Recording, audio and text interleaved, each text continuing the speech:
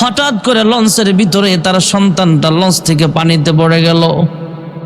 পানিতে পড়ে গেলে সন্তানটাকে আর খুঁজে পাওয়া গেল না। লঞ্চের সব মানুষ কান্নাকাটির রোল পড়ে গেল। ভাইয়েরা আমার, সবাই সান্ত্বনা দিল, হ্যাঁ ভাই, তোমার সন্তান যেহেতু হারায় গেছে, মন খারাপ করে কি করবা? হায়াত মৌতের মালিক জোরে বলেন একমাত্র কে? মন খারাপ করে কোনো লাভ নাই। তোমার সন্তান যেহেতু পানিতে পড়ে গেছে, চলো চলো, আমরা এখানে আর অপেক্ষা করব না, আমরা চরমনের ময়দানে চলে যাই। চরমনের মাঠে লঞ্চ ছেড়ে সেখান পর্যন্ত চলে গেলেন। নদীতে অনেকক্ষণ খোঁজাখুঁজি করেও তার লাশ খুঁজে পাওয়া যায় নাই, সন্তানটার লাশ খুঁজে পাওয়া যায় নাই। চরমনের ময়দানের পাশে নদী আছে, বিশাল বড় নদী।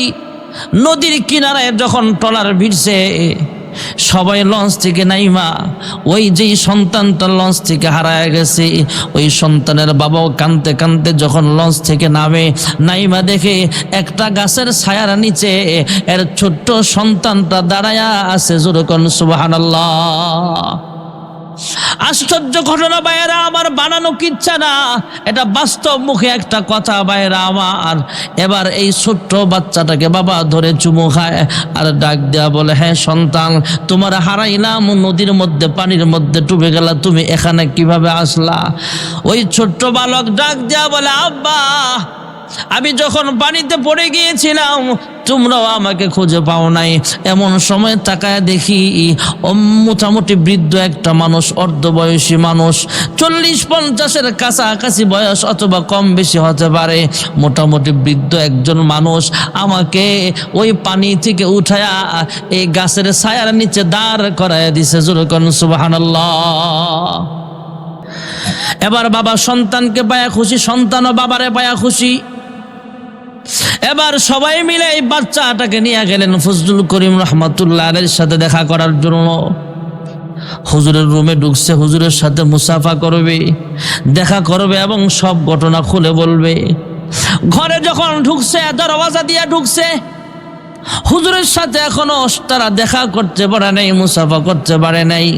কিন্তু বাচ্চা তো ছোট মানুষ, দেখা মাত্র আব্বার কাছে বলে, আব্বা, আমার এই যে মানুষটা নদীর পানি থেকে উঠায় এইখানে রাইখা দিয়েছিল, দাঁড় করায় দিয়েছিল, ওই যে দেখেন কালো একটা মানুষ দেখা যায়, এই লোকটাই আমাকে পানি থেকে উঠায়া চরমনের মাঠের গাছের ছায়ার নিচে দাঁড় করায় দিছে। জোরে কোন সুবহানাল্লাহ।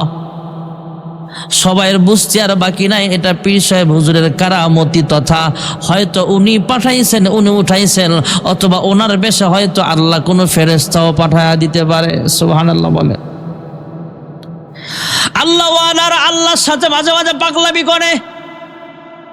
হযরতে মূসা পয়গম্বর আল্লাহর সাথে পাগলামি করে, আল্লাহ, আমরা তো না ঘুমাইলে অসুস্থ হয়ে যাই, আপনি তো কখনো ঘুমান না, মনে হয় আপনি আরো বেশি অসুস্থ হয়ে যান, আপনার কি কষ্ট হয় না?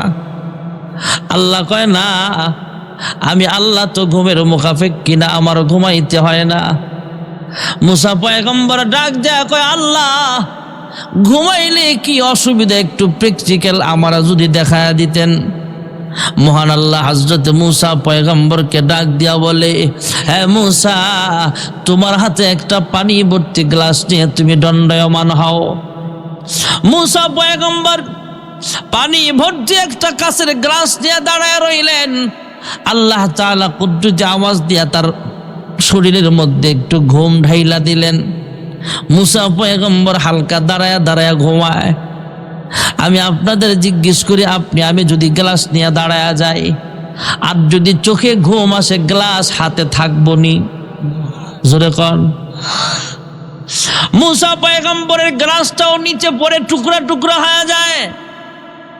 যখন নিচে পড়ে আওয়াজ হয়েছে, টুকরা টুকরা হয়েছে, ঘুমও ভাঙছে। মূসা পয়গম্বর আল্লাহর কুদরতি চেহারার দিকে তাকায় বলে, আল্লাহ, এটা কি হলো? আল্লাহ বলে, হে মূসা, তোমার গ্লাস কই? আল্লাহ, ঘুম আসার কারণে আমার হাত থেকে ফসকে পড়ে টুকরা টুকরা হয়ে গেছে। মহান আল্লাহ কুদরতি আওয়াজ দেয়া বলে, হে মূসা, তোমার হাতে একটা কাচের গ্লাস চোখে ঘুম আসার কারণে ধরে রাখতে পারো নাই, তোমার হাত থেকে পরে টুকরা টুকরা হয়ে গেছে। আমি আল্লাহর হাতে শুধু একটা কাঁচের গ্লাস নয়, আমি আল্লাহর হাতে 7 আসমান পরিচালিত হয়, 7টা জমিন পরিচালিত হয়, আরশ কুরসি লৌহ কলম সহ চন্দ্র সূর্য সহ কুল কায়নাত আমি আল্লাহর কুদরতি হাতে পরিচালিত হয়। তুমি একটা গ্লাস রাখতে পারো নাই, আমি আল্লাহ যদি ঘুমায়া যায় সব ধ্বংস হয়ে যাবে। আমি আল্লাহ ঘুমাই না, আমার বান্দা বান্দীদের 24 ঘন্টার পাহারাদারির ব্যবস্থা করিয়া দেই। হ্যাঁ মুসা পয়গম্বর, আমি আল্লাহ যদি ঘুমায়া যাই, রাত্র যখন গভীর হয়ে যায়, এলাকার মানুষ স্ত্রী সন্তান নিয়ে আরামে ঘুমায়া যায়, জঙ্গলের পাখিগুলো পর্যন্ত ঘুমিয়ে যায়। কিন্তু মুসা, আমি আল্লাহ আমার মায়া দয়ায় আমি আল্লাহ ঘুমাতে পারি নাই। হ্যাঁ মুসা পয়গম্বর, মা ঘুমায়, বাবা ঘুমায়, সন্তানও ঘুমায়। এই আপনারা কথা বলেন কেন? আল্লাহ তাআলা বলে, হ্যাঁ মুসা, সন্তান ঘুমায়, বাবাও ঘুমায়, মাও ঘুমায়, সবাই ঘুমায়, কিন্তু আমি আল্লাহ ঘুমাই না।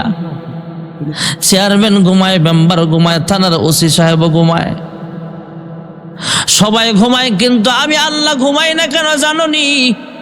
গভীর রজনীতে চেয়ারম্যানের দরওয়াজা বন্ধ হয়ে যায়, মেম্বারের দরওয়াজাটাও বন্ধ হয়ে যায়, দরওয়াজাটাও বন্ধ হয়ে যায়। আমি আল্লাহ যদি ঘুমায়া যায়, আমার বান্দা কোন দরওয়াজায় টক টক করে আওয়াজ দিবে? আমার বান্দা বান্দি কোন দরওয়াজায় দাঁড়াবে? সংসদ ভবনে তালা দেওয়া, ইউনিয়ন পরিষদে তালা দেওয়া আছে, থানার ভিতরে হয়তো মানুষ ঘুমায়া যায়, এলাকার মানুষ আরামে ঘুমায়, জঙ্গলের পাখিগুলো পর্যন্ত ঘুমায়া যায়। আমি আল্লাহ যদি ঘুমায়া যায়, গভীর রজনীতে আমার কোন বান্দা বান্দি যখন গুনাহের অনুশোচনা তার মনের ভিতরে পয়দা হয়ে যাবে, আমার কোন বান্দা বান্দি যদি আমি আল্লাহর কাছে মাফ চায়, হ্যাঁ পরওয়ারদিগার আলম, তুমি ছাড়া আমার মাফ করানোওয়ালা আর কেউ নাই। আয় আল্লাহ, তুমি ছাড়া আমার সন্তান দেনওয়ালা আর কেউ নাই। সন্তান দেওয়ার মালিক জোরে বলেন একমাত্র কে? আয় আল্লাহ, তুমি ছাড়া আমাদের মাফ করানোওয়ালা আর কেউ নাই। দুনিয়ার ভিক্ষুক এক দরজা থেকে ফিরে দিলে অন্য দরজায় যায়, আমরা একমাত্র তোমার দরজার ভিখারি গো মাওলা, তুমি আমাদেরকে ফিরাইয়া দিও না। হ্যাঁ মুসা, আমার বান্দা বান্দি যখন আমি আল্লাহর কাছে মাফ চাইবে, আমি আল্লাহ যদি ঘুমায়া যায়, আমার বান্দার ডাকের সাড়া দিবে কে? তাই আমি আল্লাহ ঘুমাই না, আমার বান্দা আমি আল্লাহকে ডাক দিতে দেরি হবে, আমি আল্লাহ আমার বান্দার জিন্দিগির সব গুনাহ খাতা মাফ করিয়া দিব।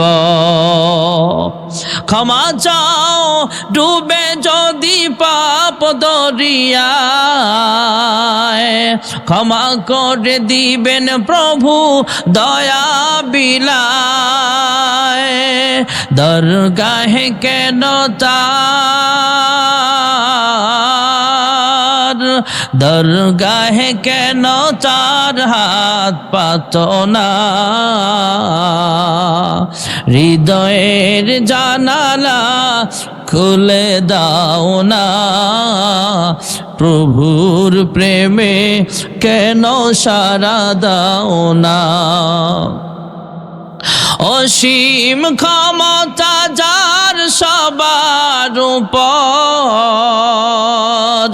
যার নামে বয়ে যায় ঝরনা নহর, আল্লাহ আল্লাহ বলে সবই দিওয়ানা, আল্লাহ আল্লাহ বলে সবই দিওয়ানা, হৃদয়ের জানালা খুলে দাও না, প্রভুর ডাকে কেন সাড়া দাও না। লা ইলাহা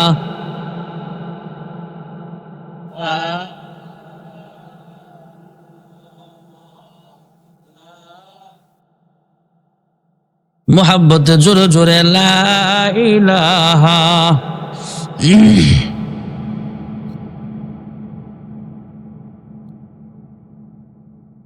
লা ইলাহা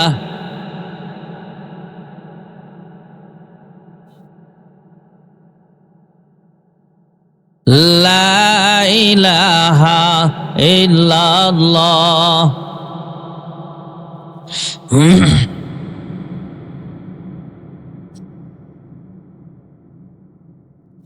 জোরে জোরে মোহাব্বতে দিলটা লাগায়া লা ইলাহা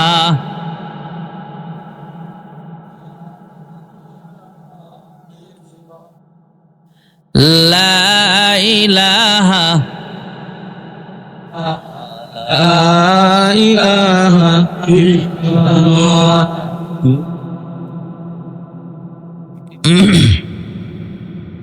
লা ইলাহা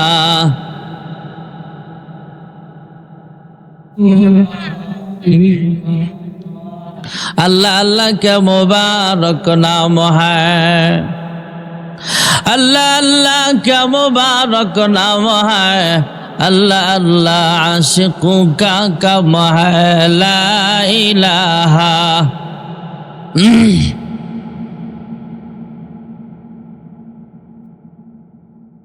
ला इलाहा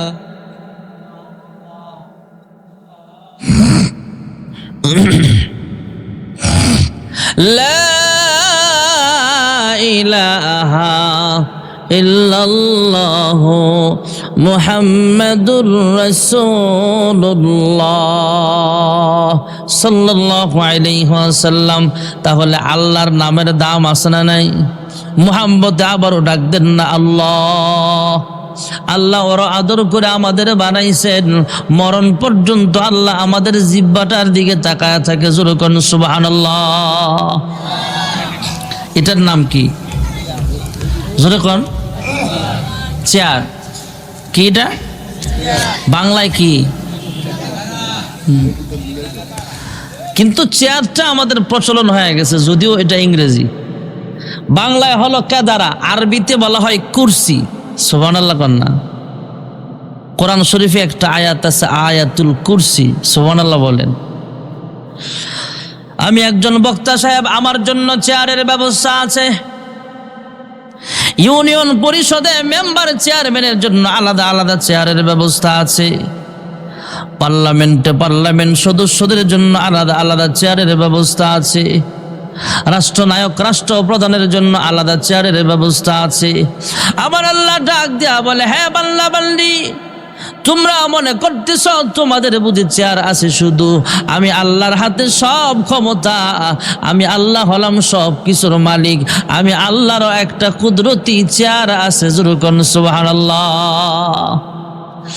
ওয়াসিআ কুরসিয়ুহুস সামাওয়াতি ওয়াল আরদ ولا يؤوده حفظهما وهو العلي العظيم।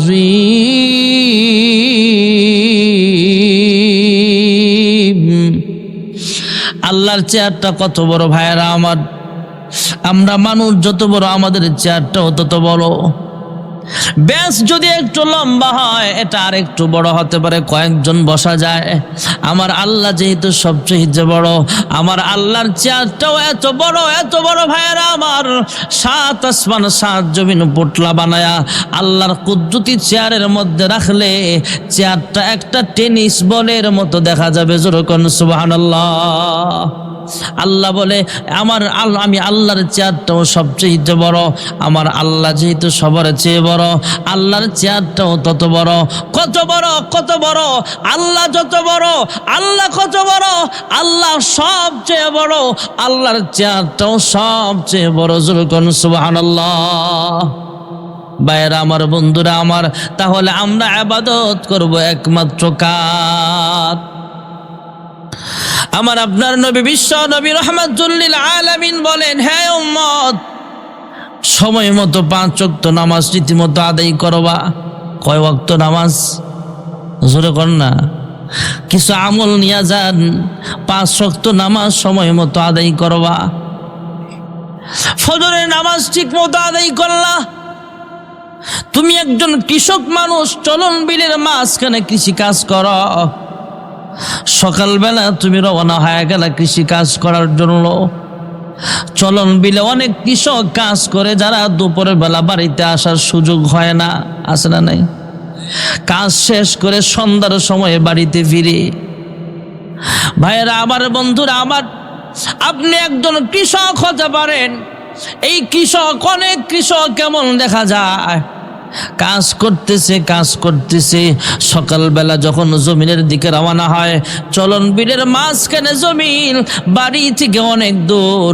আল্লাহর বান্দা দুপুরের খাবারটা সঙ্গে নিয়ে যায়, প্লেটে করে গামছা দিয়া পেঁচায়া এভাবে গাঁঠি বেঁধে খাবার নিয়ে যায়, অথবা টিফিন বক্স দিয়ে নিয়ে যায়। খাবার সংগ্রহ করে বাড়ি থেকে নিয়ে যায়, দুপুরের বেলা আর বাড়ি আসে না। জোহরের সময় যখন আজান হয়ে যায়, হাইয়া আলাস সালাহ, যখন জোহরের নামাজের আজান হয়ে যায়, আল্লাহর বান্দা ড্রেনের স্বচ্ছ পানি দিয়া ওযু বানায়া ক্ষেতের আইনের মধ্যে মাথায় যেটা বাঁধা ছিল, পাগড়ি গামছা বাঁধা ছিল, এই গামছাটা ক্ষেতের আইনের মধ্যে বিছায়া আল্লাহু আকবার বলে নামাজে দাঁড়ায়া যায়। সুবহানাল্লাহ। এমন কৃষকও আমাদের সমাজে আছে না নাই? আমি নিজে দেখেছি এমন কৃষক আছে, আমি নিজে এমন বান্দাও দেখেছি, যেই বান্দা সাগরের মধ্যে মাছ ধরে, যখন আজান হয়ে যায় নৌকার মধ্যেই নামাজে দাঁড়ায় যায়। যেরকম সুবহানাল্লাহ। আল্লাহর বান্দা কৃষক মানুষ রুকুতে যায়, বলে সুবহান রাব্বিয়াল আযীম। আল্লাহর বান্দা সিজদায় যায়, বলে আল্লাহ, হে পরওয়ারদিগার আলম, আমি কৃষক হলে কি হবে, চলন বিলের মাঝখানে কাজ করে দেখা কি হয়েছে? আয় আল্লাহ, আমি কিন্তু তুমি যে আমার রব সেই কথা আমি ভুলে যাই নাই। সুবহানাল্লাহ। সিজদায় যায় বলে, রব আমি তোমার ভুলি নাই, আমি কৃষক হলে কি হবে? সুবহান রাব্বিয়াল আলা বলে আল্লাহর পায়ে সিজদা দেয়। আল্লাহ তাআলা, আল্লাহর বান্দা কৃষক হলে কি হবে, এই কৃষক বান্দার হাত মাথার মধ্যে কুদরতি হাতটা বুলায়া বুলায়া বলে, হে বান্দা, আমি আল্লাহকে যেহেতু তুমি ভুলো নাই, যাও যাও, আমি আল্লাহ তোমার জিন্দেগির সব গুনাহ মাফ করে দিয়া তোমার নামটা জান্নাতীদের খাতার ভিতরে আমি আল্লাহ উঠায়া দিলাম। দু জাহানের সরদার রাহমাতুল লিল আলামিন বলেন, ফজরের নামাজ তুমি জামাতের সঙ্গে আদায় করলা, কৃষক মানুষ কৃষি কাজে ব্যস্ত হয়ে গেল। যখন জোহরের নামাজের আজান হয়ে যাবে, সময় মতো নামাজের হকটা আদায় করলা। ফজর থেকে জোহর পর্যন্ত প্রায় 6 থেকে 7 ঘন্টা সময় তুমি কৃষি কাজ করলা। গরমের দিনে তো আরো বেশি হয়ে যায়, প্রায় 8 ঘন্টা সময় তুমি কাজ করলা। এই আল্লাহর বান্দা বান্দি, এই কাজটাও বৃথা যাবে না, এই কৃষি কাজটাও নেকের পাল্লায় ওজন দিয়া তোমাকে দামি মানুষ বানায় দিবে। যেরকম সুবহানাল্লাহ। জোহর থেকে আসর পর্যন্ত আপনি আবার একজন সরকারি চাকরিজীবী আপনি চাকরি করলেন, আপনি একজন সমাজের একজন মানুষ, সামাজিক একজন মানুষ, সমাজের কাজ করলেন। আপনি একজন রাজনৈতিক নেতা, ইউনিয়ন পরিষদে আপনি সময় কাটালেন, সুন্নত তরিকায় দেশ চালাইলেন। আসরের নামাজ পর্যন্ত আপনি ইউনিয়ন পরিষদে সময় কাটালেন। আপনি একজন পার্লামেন্ট সদস্য, আপনি পার্লামেন্টে সময় কাটালেন। দেশের সম্পদের হেফাজত করলেন। আল্লাহর নবী এবং খেলাফতের রাশেদারা যারা সেভাবে দেশ চালাইছেন, সেইভাবে আপনি সমাজ গঠন করলেন। এবানি সকলের নয় শুধু মুমিনের, যারাই চলবে মেনে ফল পাবে কোরআনের। এই দুনিয়া আর সেই দুনিয়া, শান্তি পাবে তুমি দো জাহানে সমাধান। ঠিক না বেঠিক? আজকে আমাদের দেশের এইরকম হাল, কি হাল আমার চেয়ে আপনারা ভালো জানেন। এই হাল শুধু আমরা ইসলাম থেকে দূরে সরে যাবার কারণে, আর কিছু না। আমরা যার যার মতো দেশটাকে চালাতে চাই, যার যার মন মতো সমাজটাকে চালাতে চাই। এই জন্য আমাদের সমাজের এত দুর্গতি। জাযা আম বিমা কাসাবাত আইদিন নাস।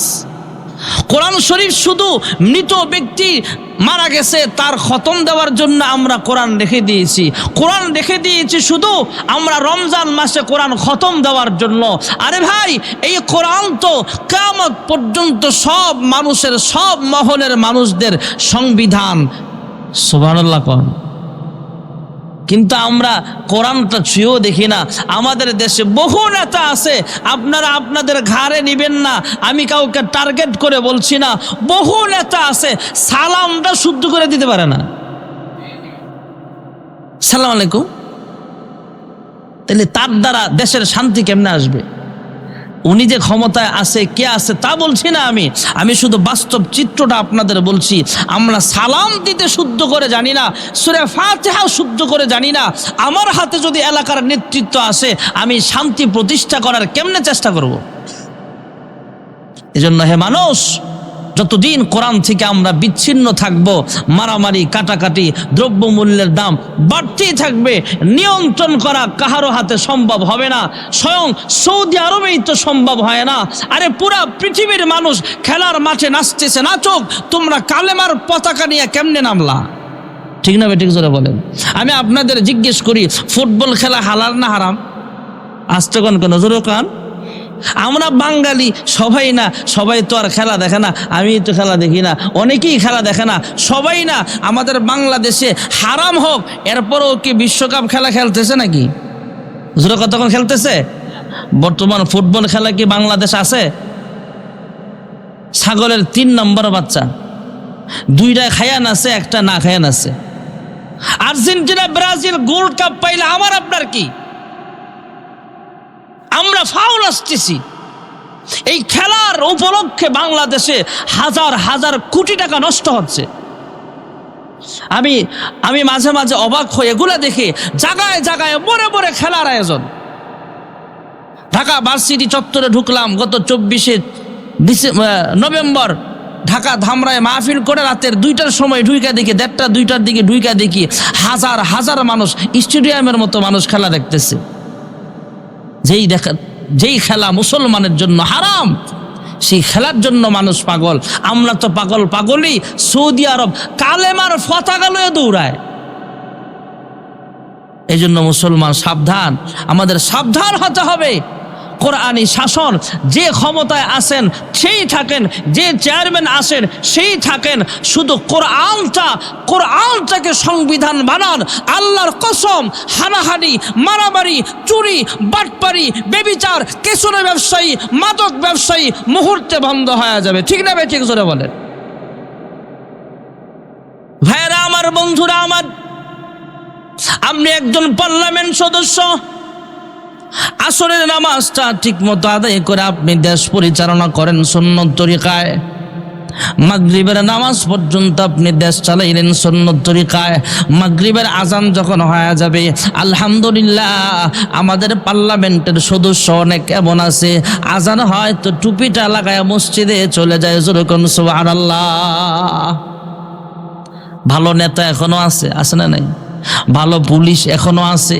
আমার একজন মুসল্লি এমন আছে, আমি একদিন মাঝে মাঝে এমনি মস্কারি করি, কেউ ইনকাম কেমন? কয় হুজুর, আল্লাহর কসম ডাইনে বামে কামাই করি না, আমার যেই সম্পদ আল্লাহ দিয়েছে সেই টাকা ব্যয় করে শেষ করতে পারতাম না। আবার আমাদের দেশের অনেক আইনি লোকেরা আছে, বিড়িটাও ছাড়ে না। আর আছে না নাই? টেহা নাই স্যার, আরে বিড়ি একটা দিয়া যা তুই তো। আমাদের দেশে জুতা চোর ধরা খাইলে জুমার দিন গণধোলাই দেয় মানুষ। আমাদের দেশে জুতা চোর যদি মসজিদের সামনে ধরা খায়, সবাই মিলে পিটায়। আমাদের দেশে অনেক চোর আছে এমন, যেই চোর এসি রুমের ভিতরে বৈশা কলমের খোঁচায় জনগণের রক্ত আর ঘামের পয়সা আত্মসাৎ করে। জোরে করে আছে না নাই? দুর্নীতির আখড়ায় বসে জাহির করে জ্ঞান, কলম দিয়ে কামায় টাকা, আবার ধরে সাধুর ভান। ওরা শিক্ষিত শয়তান, ওরা শিক্ষিত শয়তান। ঠিক না বেঠি? কিন্তু ভালো নেতাও আছে ভাইয়েরা আমার।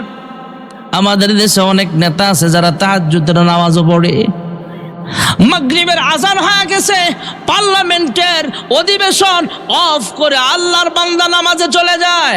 আলহামদুলিল্লাহ, আমাদের বাংলাদেশের সংসদ ভবনে নামাজের জন্য আলাদা ব্যবস্থাও আছে। আলহামদুলিল্লাহ। অনেক দেশের পার্লামেন্টে নামাজের ব্যবস্থা নাই, মুসলমান দেশ হিসাবে পার্লামেন্টের ভিতরেও নামাজের ব্যবস্থা আছে। অনেক সংসদ সদস্য নামাজের মধ্যে দাঁড়া যায় সুন্নত তরিকায়। আসর থেকে মাগরিব পর্যন্ত অধিবেশন চললো, দেশ চালাইলো রাসূলের সুন্নত তরিকায়, মদিনার সনদে দেশ চালাইলো। আবার যখন মাগরিবের নামাজের সময় হয়ে যাবে, নামাজে দাঁড়ায় গেল। আল্লাহর হাবিবের ভাষা অনুযায়ী আপনি একজন এমপি সাহেব, আপনি যে দেশ পরিচালনা করলেন এটাও ইবাদতে গণ্য হয়ে যাবে। জোরে কোন সুবহানাল্লাহ। মাগরিব থেকে আসরের নামাজ পর্যন্ত আপনি দোকানদার মানুষ, দোকানদারি করলেন, আপনি হালাল ব্যবসা করলেন, চুরিদারি করলেন না, মাপেও কম দিলেন না। সুবহানাল্লাহ কোন। এমন ভালো ব্যবসায়ী সমাজে আছে না নাই? বহুত আছে, কিন্তু বেজালও আছে। জোরে কোন আছে না নাই? এক লোক আমার কয়, হুজুর আপনার লাগে 30 টিয়া, কি মোহাব্বত, হুজুরের লাগে 30 টিয়া, আমি মালটা কিনা একটু দূরে গেছি। আরেক লোক আইছে, এই লোকের কয় অন্য জনের লাগে 30 টিয়া, আপনার লাগে 25 টিয়া। তার মানে হ্যাঁ, আমার এত মোহাব্বত করে আমার কাছে 5 টিয়া বেশি রাখছে। কত মোহাব্বত! এমন বেজাল্লে ব্যবসায়ী আছে না নাই? আমাদের এলাকা, আপনাকে এলাকার মানুষ, আপনারা কথা বললেন না, কেউ আওয়াজ করেন না। আমাদের এলাকার এক ব্যবসায়ী গাই দহন করে দুধ বাজারে বিক্রি করে, এমন আছে না নাই? এটাকে আমাদের দেশের কৃষক এমন আছে অনেক, এই এলাকায়ও থাকতে পারে। বাজারে কয়েকদিন ধরা খাইছে, দুধের সাথে নাকি পানি মিশায়, 1 কেজি দুধের 1.5 কেজি বানায়, এমন আছে না নাই? ইমাম সাহেব বারবার বুঝায়, হুজুর বারবার বুঝায়, কারণ ইমাম সাহেবের কাছে মুসল্লিরা এক, হুজুর দেশ ডিজিটাল হয়েছে, পরিবর্তন হয়েছে, কিন্তু এই মুরব্বী বাজারে বদনাম করে লাইছে, আমাদের গ্রামের মান সম্মান শেষ। হুজুর কি হয়েছে? ধরা খাইছে বেজাল। কি বেজাল?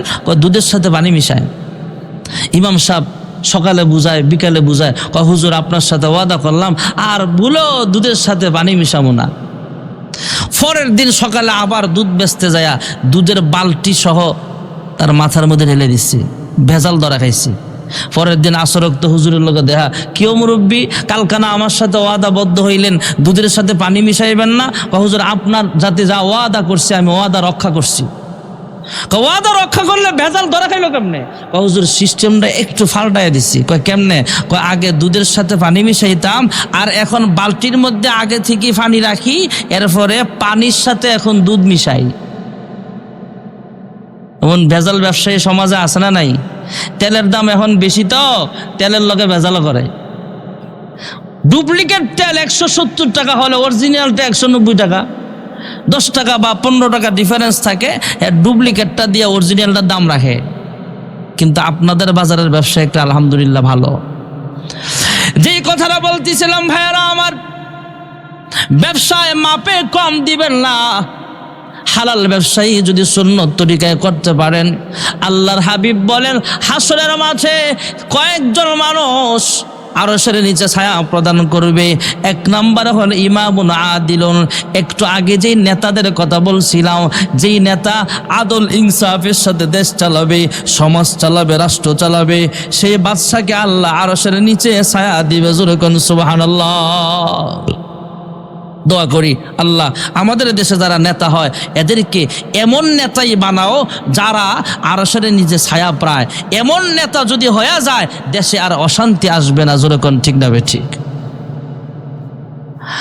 দোকানদার মানুষ ভেজাল দিবেন না, সুন্নত তরিকায় দোকানদারি করেন। মাগরিব থেকে আসরের নামাজ পর্যন্ত আপনি বিজনেস করলেন হালাল ভাবে, এই সময়টাও বৃথা যাবে না, নেকের পাল্লায় ওজন হয়ে যাবে।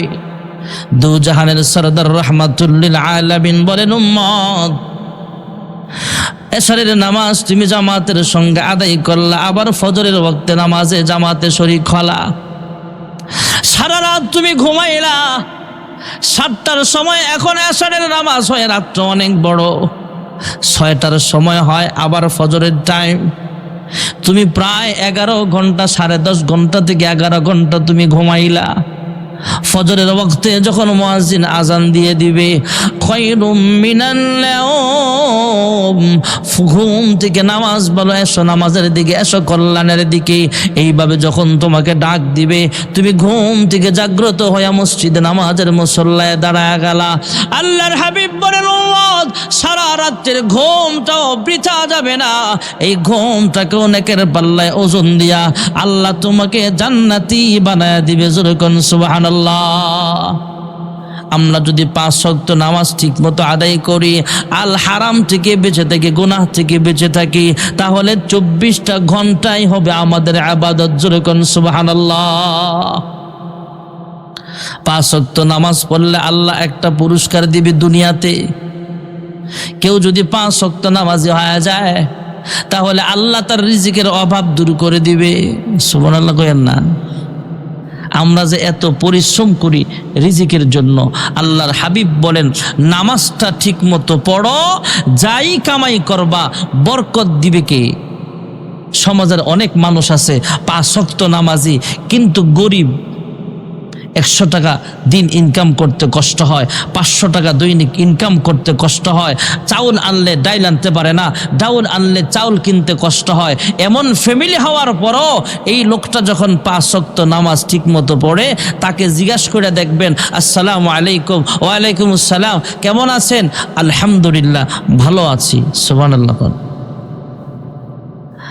রাজধানী ঢাকাতে কোটিপতি, কোটি কোটি টাকার মালিক, এমনও কোটিপতি আছে আর যে কত টাকা আছে, কত জায়গা আছে নিজেও জানে না। জিগাইবেন স্যার কেমন আছেন, মুখটা 14 বাঁকা করে কইব বেশি সুবিধার না, কারণ নামাজ পড়ে না তো। কোটি কোটি টাকার বিজনেস হলে কি হবে? বরকত নাই। আর একটা দিন মজুর চাউল আনলে ডাল কিনতে পারে না, চাল ডাল কিনলে গোশত কিনতে পারে না, তরকারি কিনতে পারে না। কিন্তু নামাজই ঠিক মতো, মহিলাও নামাজ পড়ে, পুরুষও নামাজ পড়ে, অল্প টাকা ইনকাম হওয়ার পরও আল্লাহ রিজিকের ভিতরে বরকত দিয়া দেয়। এই জন্য কোটিপতির শান্তি নাই, কিন্তু নামাজি গরিব মানুষ মুস্কি হাইসা বলে আলহামদুলিল্লাহ ভালো আছে। সুবহানাল্লাহ। 1 নম্বরের ফায়দা হলো দুনিয়াতে আল্লাহ রিজিকের অভাব দূর করে দিবে। 2 নম্বরের ফায়দা হলো কবরের জগতে ফেরেশতাদের সওয়ালের জবাব আল্লাহ আসান করে দিবে। সুবহানাল্লাহ।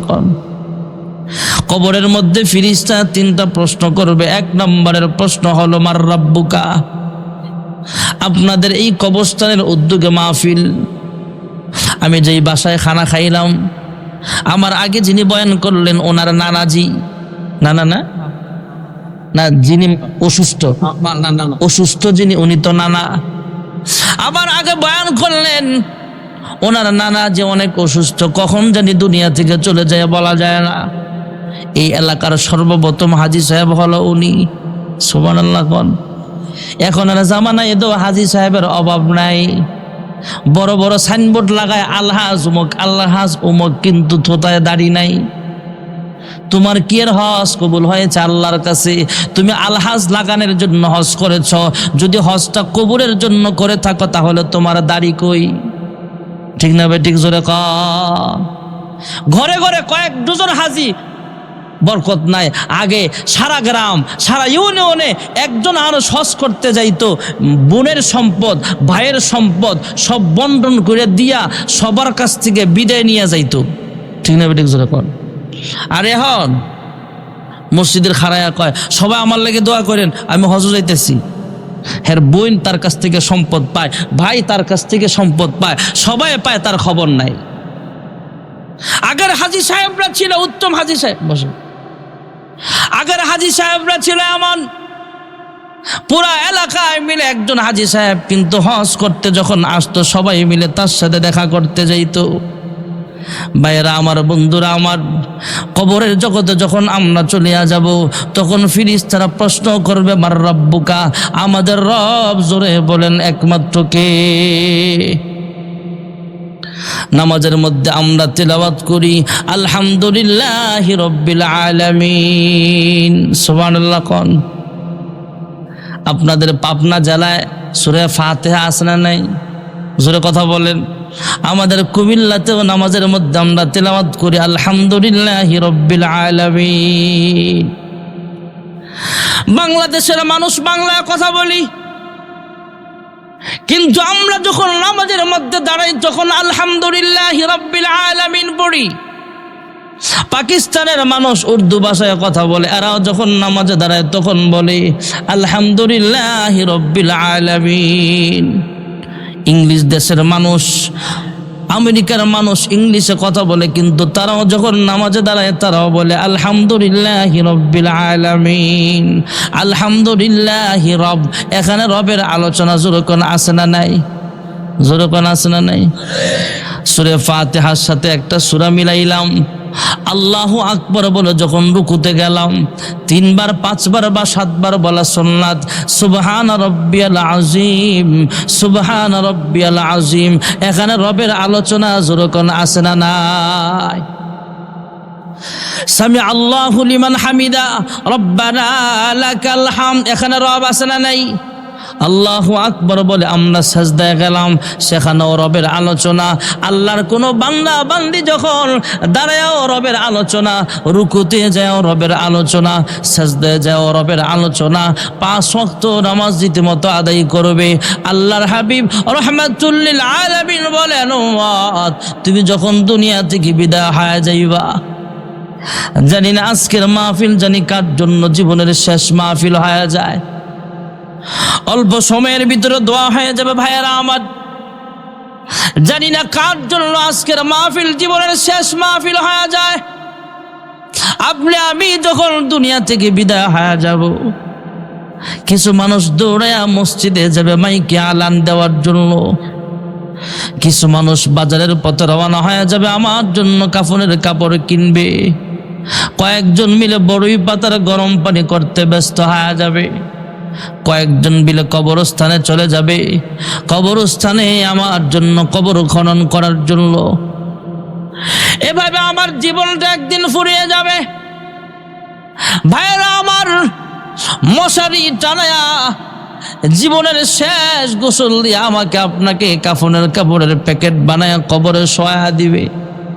কবরে যখন ফেরেশতারা প্রশ্ন করবে মার রাব্বুকা, আল্লাহর হাবিব রাহমাতুল লিল আলামিন বলেন, উম্মত নামাজি বান্দার জন্য আসান হবে, সুবহানাল্লাহ বলেন। আর যদি বেনামাজি হয়, ফেরেশতাদের প্রশ্নের জবাব দিতে না পারে, 2 পাশের মাটি তাকে এমনভাবে চাপ মারবে ভাইয়েরা আমার, 1 পাশের হাড্ডি আরেক পাশের ভিতরে ঢুকিয়া যাবে। জাহান্নামের দরওয়াজা তার কবরের দিকে খুলে দেওয়া হবে। জাহান্নামের আলো বাতাস আসতে থাকবে। জাহান্নামের সাপ তাকে আক্রমণ করতে চাইবে। সাপে কাটবে রে গুর্জ মারবে রে, কঠিন আযাব হইবে শোনো বেনামাজির কবরে। সাপে কাটবে রে গুর্জ মারবে রে, কঠিন আযাব হইবে শোনো বেনামাজির কবরে। আল্লাহর হাবিব বলেন, কেউ যদি 5 ওয়াক্ত নামাজি হয়ে যাও, ফেরেশতারা তোমাকে প্রশ্ন করবে মার রাব্বুকা, এর জবাব আল্লাহ সহজে বের করে দিবে। আমাদের রব, জোরে বলেন একমাত্র কে? নামাজ ঠিক মতো আদায় করলে 3 নম্বরের পুরস্কার হলো হাসরের মাঠে কাহারো আমল নামা বাম হাতে দেওয়া হবে, কাহারো আমল নামা পিঠে দেওয়া হবে, কাহারো আমল নামা ডান হাতে দেওয়া হবে। ফাম্মা মান উতিয়া কিতাবাহু বিয়ামিনিহি ফায়াকুলু হাউম ইকরাউ কিতাবিয়া ইন্নী যানানতু আন্নী মুলাকিন হিসাবিয়া ফাহুয়া ফি ঈশাতির রাদিয়া ফি জান্নাতিন আলিয়া। যেই ব্যক্তি 5 ওয়াক্ত নামাজ রীতিমতো আদায় করবে, সে হবে সাকসেসফুল মানুষ, কামিয়াব মানুষ। তার ডান হাতে আমল নামা প্রদান করা হবে, যেরকম সুবহানাল্লাহ। 4 নম্বরের পুরস্কার হলো ফুলসিরাত, 30,000 বৎসরের রাস্তা ভাইয়েরা আমার। উঠার সময় 10,000 বছর, সমান 10,000 বছর, নামার সময় 10,000 বছর। আমাদের যেই ব্রিজ পার হয়ে আমরা আসলাম, যমুনা সেতু, এর নিচে আছে বালু আর মাটি আর পানি আছে, কিন্তু পুলসিরাতের নিচে থাকবে জাহান্নামের আগুন। ভাইয়েরা আমার, বন্ধুরা আমার, আল্লাহর কোন বান্দা জান্নাতে যাবে, কিন্তু ঈমান আমল এত দুর্বল, আস্তে আস্তে আস্তে আস্তে যখন জাহান্নামের উপর দিয়া জান্নাতে যাইতে যাবে, জাহান্নাম থেকে আলো বাতাস আসতে থাকবে, জাহান্নামের সাপ তাকে কামড়াতে চাইবে, জাহান্নামের লোহার আংটা থেকে থাবা মেরে জাহান্নামের আগুনে নিক্ষিপ্ত করতে চাইবে, জাহান্নামের আগুন থেকে পুড়িয়ে ফেলতে চাইবে, কিন্তু সে ঈমানওয়ালা আমলওয়ালা যদিও দুর্বল, তাকে জাহান্নাম ক্ষতি করতে পারবে না। কিন্তু আল্লাহর বান্দা ভয় পেয়ে যাবে, চিৎকার করে বলবে, আল্লাহ আমাকে বলেছ জান্নাতে যাওয়ার জন্য, কিন্তু জাহান্নাম আমার দিকে তাকিয়ে আছে, জাহান্নামের সাপ আমার দিকে হাঁ করে তাকিয়ে আছে। আল্লাহ আমার মনে বড় ভয় লাগে, জাহান্নামের আগুন মাবুদ সইতে পারব না, দুনিয়াও আখেরাতে আমাকে কাঁদায় না। আল্লাহর বান্দা আমল বড় দুর্বল, আমল বড় ভালো নয়, বেশি একটা উত্তম ঈমানওয়ালা নয়, ঈমান আমল দুর্বল হওয়ার কারণে আস্তে আস্তে জান্নাতে যাবে। আবার আল্লাহর কোনো বান্দা বান্দি যুবকদের মতো দৌড়ায়া দৌড়ায়া জান্নাতে যাবে, আবার কোনো বান্দা বান্দি বিমানের গতিতে জান্নাতে যাবে, কেউ রকেটের গতিতে জান্নাতে যাবে। আল্লাহর হাবিব বলেন, কেউ যদি 5 ওয়াক্ত নামাজ সময় মতো আদায় করতে পারো, মহান আল্লাহ তোমাকে 30,000 বছরের রাস্তা মুহূর্তের মধ্যে পার করে দিবে। জোরে কোন সুবহানাল্লাহ। 1 নম্বরের পুরস্কার, দুনিয়ার রিজিকের অভাব আল্লাহ দূর করে দিবেন। 5 ওয়াক্ত নামাজের দরকার আছে না নাই? 5 ওয়াক্ত নামাজ পড়লে 2 নম্বরের ফায়দা, কবরের জগতে সওয়ালের জবাব আল্লাহ আসান করে দিবেন। 3 নম্বরের ফায়দা, হাসরের মাঠে ডান হাতে আমলনামা দেওয়া হবে। 4 নম্বরের পুরস্কার, ফুলসিরাত 30,000 বছরের রাস্তা আল্লাহ সহজেই পার করার ব্যবস্থা করে দিবেন। আর 5 নম্বরের পুরস্কার হলো, ইন্নাল্লাযীনা আমানু ওয়া আমিলুস সালিহাতি কানাত লাহুম জান্নাতুল ফিরদাউসি নুজুলা। আল্লাহ তাআলা বলেন, নিশ্চয়ই যারা ঈমান আনবা, নেক আমল করবা, আল্লাহ তাদেরকে জান্নাতুল ফিরদাউসের মেহমান বানায় দিবে। আল্লাহ বিনা হিসাবে নামাজিকে জান্নাত দিবে। 5 ওয়াক্ত নামাজের দরকার আছে না নাই? কবরে শান্তি পেতে হলে, হাসরে মিজানে শান্তি পেতে হলে নামাজের বিকল্প নাই। আল্লাহ তাআলা এই নামাজ আমাদেরকে আদায় করার তৌফিক দাও। জোরে কোন আমিন। নামাজ শুধু পুরুষরা পড়বে, মহিলাদের নামাজ নাই? আবার কইবেন, হুজুর মহিলাদের কি ওয়াজ করলেন? একই ওয়াজ, পুরুষরাও নামাজি হতে হবে, মহিলারাও নামাজি হতে হবে।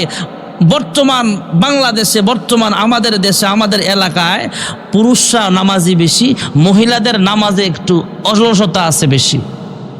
নফল রোজা রাখার ক্ষেত্রে মহিলারা খুব এক্সপার্ট। মাসে মাসে রোজা, সয়মি রোজা, শাওয়ালের রোজা, এগুলা মহিলারা খুব রাখে, কিন্তু নামাজের দিকে এদের ঝুঁকটা কম। মা মহিলারা নামাজি হয়ে যান, আপনাদের জান্নাতে যাওয়া একদম সহজ। ও মা, ও বোন, নামাজি হয়ে যান, পর্দা নিশিন হয়ে যান। আমিন বলেন। আমাদের দেশে কিছু ডিজিটাল বোরকা আছে, টাইট ফিটিং বোরকা, ফরারসে না ফরাবালা। আমাদের বেশিরভাগ ওলামাই কারামদের স্ত্রীরা দেখবেন বোরকা পরে ঢিলা ঢালা, চিকন না মোটা, বুড়া না জুয়ান বোঝা যায় না। এটা হলো একটা প্যাকেট। এরকম সুন্নতি বোরকা পড়তে হবে, ঠিক না বেঠিক? জোরে বলেন। এই জন্য মা বোনেরা পর্দা নিশির হয়ে যান, নামাজি হয়ে যান, স্বামীর খেদমত করেন, স্বামীর আমানতের হেফাজত করেন। আল্লাহ আপনাকে হযরতে ফাতেমার সাথে জান্নাতি বানায় দিবে। আল্লাহ মা বোনদেরকে পর্দা নিশি আবেদা, জাহেদা, সালেহা বানাও। জোরে কোন আমিন। দোয়া হয়ে যাবে। দোয়ার আগে আর কেউ আসেননি কবরস্থানের মাহফিল। আমার আগে আপনাদের এলাকার কিছু সন্তান, মাওলানা মিজানুর রহমান, আপনি বসেন বসেন।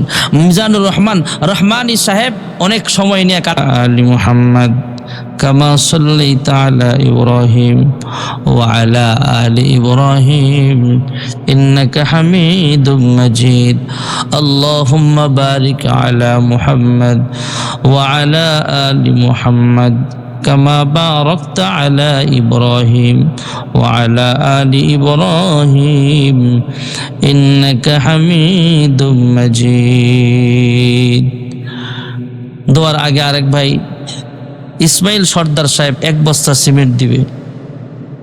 জনাব হোসেন আলী ভাই আলিমউদ্দিন পিতার নাম, দোলং নিবাসী 2 বস্তা সিমেন্ট। আল্লাহ কবুল করো, জোরে কোন আমিন। আর কে আছে? না দিয়ালান জাদাওয়ার কি নাম জানো? রেজাউল করিম ভাই, আপনারা টাকা চাইছেন, উনি দান করছে, আর আমি দাড়িটি চাইছি ইনশাল্লাহ। তাই ভাল লাগবো আপনারে, আপনি আমার লগে বইছেন, আমার তো ভাল লাগছে। আসলে সবাই কিন্তু বক্তার লগে বড় সাহস পায় না।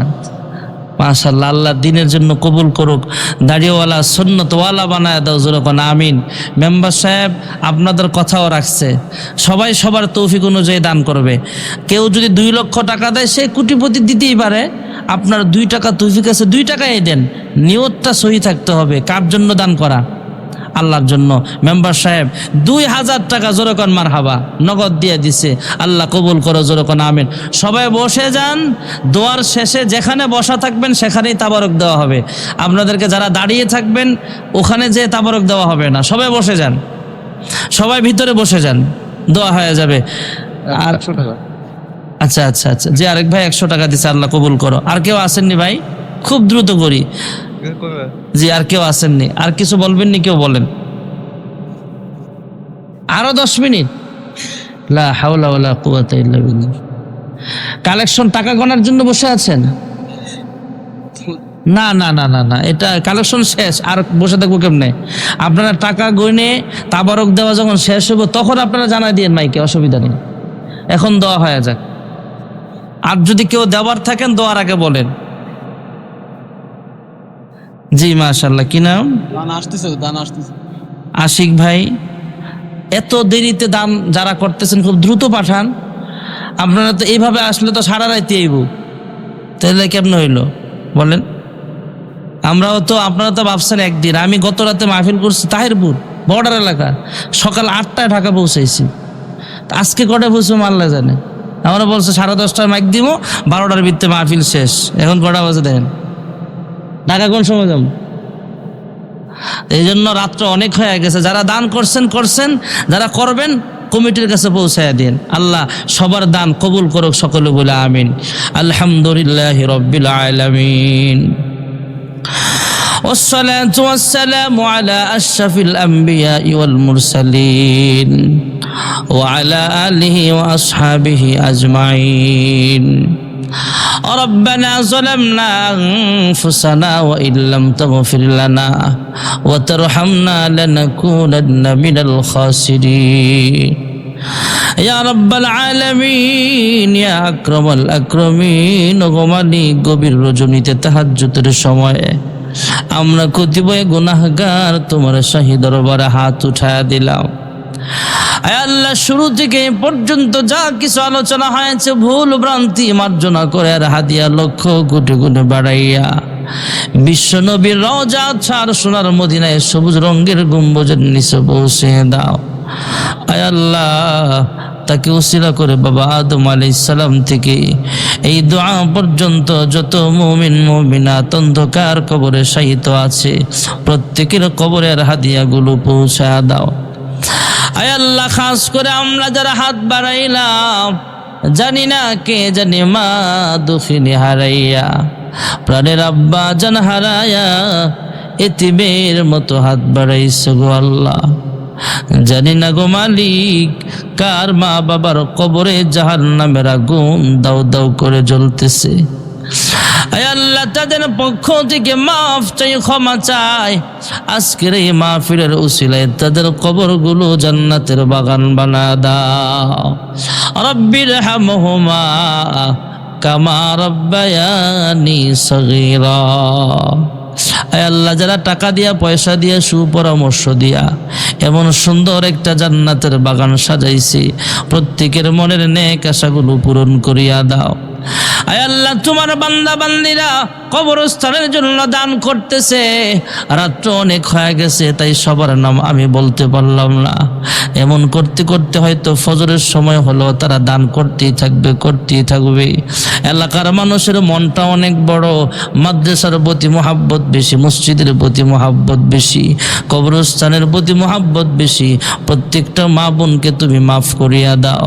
প্রত্যেকটা মানুষ আমরা যারা হাত বাড়াইলাম, আমাদের প্রত্যেকের জিন্দেগির সব গুনাহ খাতাগুলো মাফ করে দাও। আয় আল্লাহ, আমরা গুনাহ করতে করতে সাদা দিলটাকে আমরা কালো বানায় ফেলেছি। আয় আল্লাহ, আমাদের গুনাহের দিকে না তাকায়া তোমার রহমানুর রহিম নামের উসিলায় আমাদের সকলের জিন্দেগির সব গুনাহ খাতাগুলো মাফ করিয়া দাও। আদর কো রিয়া মানুষ আল্লাহ বানায়া, কেমনে দিবা জাহান্নামে ফেলিয়া। গুনার বোঝা মাথায় লয়া আমরা দেশ বিদেশে ঘুরি, কোন দিন জানি আজরাইলের হাতে ধরা পড়ি। কবরেরই আযাব যদি মানুষ দেখিত, ঘরবাড়ি ছাড়িয়ারে পাগল হইত। তুমি ছাড়া কারি কাছে আমরা করিব রোদন, তুমি বিনে কে বুঝিবে মনেরই বেদন। তুমি যদি মাফ না করো আল্লাহ বান্দারে, বল তোমার বান্দা যাবে কার কাছে। ইয়া রাব্বাল আলামিন, আগো মালিক, তুমি ছাড়া আমাদের আর কোনো দরবার নাই। আয় আল্লাহ, তুমি ছাড়া মাফ করনেওয়ালা আমাদের আর কেউ নাই। আয় আল্লাহ, ফিরাইয়া দিও না সকলের জিন্দেগির সব গুনাহ খাতাগুলো মাফ করে দাও। অনেক মা বোনেরা হাত বাড়াইছে, তাদেরকে পর্দা নিশিনা বেদা জাহেদা সালেহা বানাও। অনেক ছেলে মেয়ে বিবাহের উপযুক্ত কিন্তু বিয়ে হয় না। আয় আল্লাহ, নেককার পাত্র পাত্রীর ব্যবস্থা করিয়া দাও। অনেকের বিবাহ হয়েছে কিন্তু সন্তান হয় না। আয় আল্লাহ, তুমি সন্তান দেওয়ার মালিক, নেক সন্তানের বাবা মা হিসেবে তুমি কবুল করে নাও। আয় আল্লাহ, কবরস্থান, মসজিদ, মাদ্রাসা কমপ্লেক্স তুমি কবুল করে নাও। আমাদের প্রত্যেকটি ছেলে মেয়ে কোরআনী শিক্ষায় শিক্ষিত হয়ে পিতামাতা ও সমাজের খেদমত করার তৌফিক দান করিয়া দাও। আয় আল্লাহ, অনেকেই অসুস্থ আছে, শিফায়ে কামেলা দান করো। আয় আল্লাহ, একজন মুরব্বীর জন্য দোয়া চেয়েছি বিশেষ করে, অনেক অসুস্থ। আয় আল্লাহ, যারা এমন মুমূর্ষ রোগী, আয় আল্লাহ, যদি হায়াত থেকে থাকে তাহলে লম্বা নেক হায়াত, সুস্থতার হায়াত দান করো। আর যদি ইমানি হালতে মৃত্যু নসিব করিও, মরণ যদি কাছে চলে আসে ইমানি হালতে মৃত্যু দান করিয়া দিও। ইয়া রাব্বাল আলামিন, জানি না আজকের মুনাজাত কার জন্য জীবনের শেষ মুনাজাত হয়ে যায়।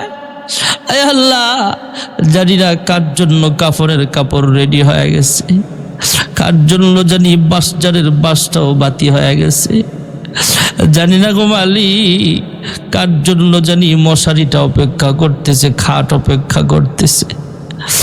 আয় আল্লাহ, জীবনের শেষ গোসল দিয়া নতুন কাপড় বানায় দিবে, সাদা মার্কিন কাপড়ের প্যাকেট বানায় আমাকে কবরে শোয়া দিবে। আয় আল্লাহ, সাদা কাফনের কাপড়ের প্যাকেট হওয়ার আগে ইহরামের দুইটা কাপড়ে নিজেকে জড়ায়া লব্বাইক লব্বাইক বলে বলে তোমার ঘরখানায় কাবার সামনে হাজিরা দেওয়ার তৌফিক নসিব করিয়া দিও। আয় আল্লাহ, মক্কার মানুষ কত ভাগ্যবান, মন চাইলেই মক্কাতুল মুকাররমার সামনে চলিয়া যায়। আমরা কপাল পোড়া ৬০০০ কিলোমিটার দূরের মানুষ। আয় আল্লাহ, কিন্তু মন কান্দে বারবার মক্কা মদিনায় যাইতে। আয় আল্লাহ, আমাদেরকে বারবার মক্কা মদিনায় যাওয়ার তৌফিক নসিব করিয়া দাও। ইয়া রাব্বাল আলামিন, অনেকে অসুস্থ, শিফায়ে কামেলা আজেলা দান করো। যারা অভাবে আছে অভাব অনটনগুলো দূর করিয়া দাও। যারা ঋণগ্রস্ত আছে ঋণ পরিশোধ করার তৌফিক দান করে দাও। আয় আল্লাহ, আমাদের এই মুসলমানের রাষ্ট্রটা তুমি শান্তিপূর্ণ রাষ্ট্র বানায়া দাও।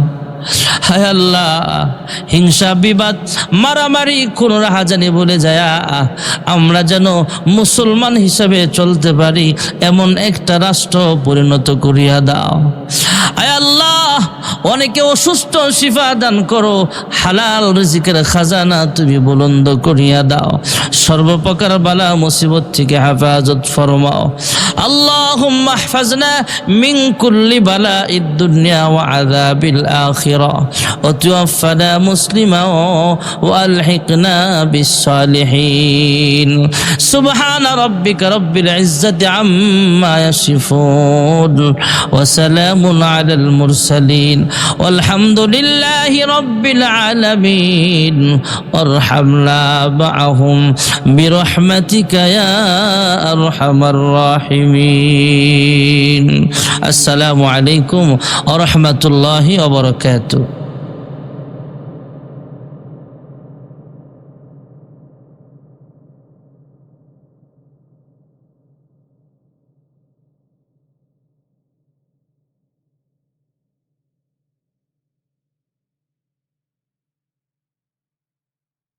এবার বলো, ইউসুফ নবীর লাশ কোথায় আছে?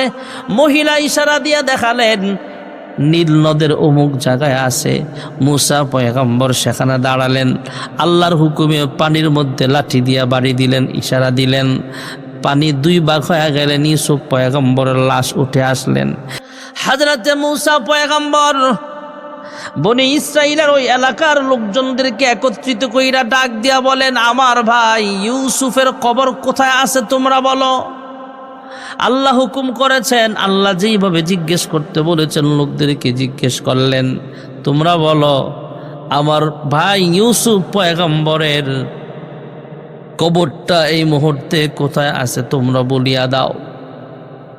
গ্রামের লোকজন অস্বীকার করলেন, হ্যাঁ মুসা পয়গম্বর, আমরা জানি না কিভাবে কোথায় লাশ রাখা আছে, কোথায় সন্দুক রাখা আছে। হযরতে ইউসুফ পয়গম্বরের লাশ কোথায় দাফন করা আছে আমরা জানি না। আল্লাহর হুকুমে মুসা পয়গম্বর সমস্ত লোকদেরকে বললেন, তাহলে শোনো, আমি একটা আওয়াজ করব, আওয়াজটা যে শুনবা সেই বলতে হবে যে ইউসুফ নবীর কবর কোথায় আছে জানে, সেই এই আওয়াজটা শুনতে পাবে। বাকি কেউ আওয়াজটা শুনবে না।